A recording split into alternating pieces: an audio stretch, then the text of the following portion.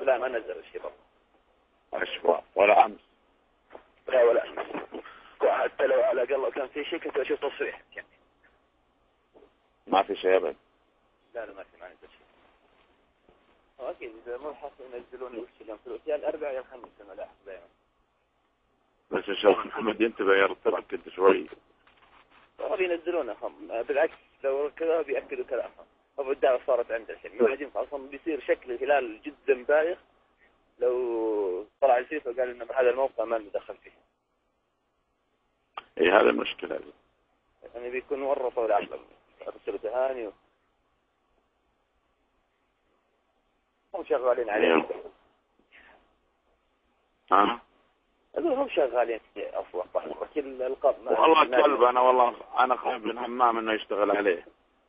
يعني أقول لك يعني الألقاب طبعا لما يكون اللقب بيجي بدون ما النادي يسعى له، لكن ما أنهم هم اشتغلوا من الموقع بينكشف بينعرف أنهم هم كانوا هنا. هذا المصريين يقول لك كان في اجتماع بين القرون عبد الله المساعد والألماني، ايش دراهم الله يحييك.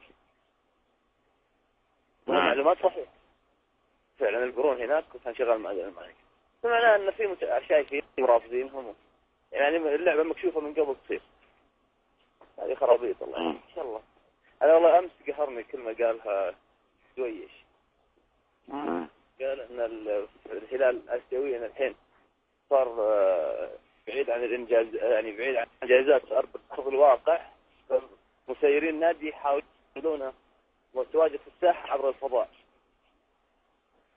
والله هذا أنت يا زي. أيه هو زي بس أنا الحين ما يكون مثله ما نبي نسوي حركة، هذا اللي قاعدين يسوون حركات يراكضون وراء ألقاب.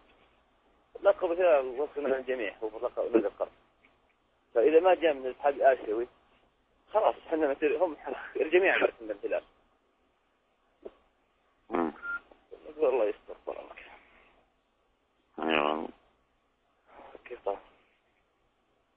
ايوه والله الله يستر صدق. ايوه والله. اوكي يا قحش يلا. اوكي طال. ما شاء الله.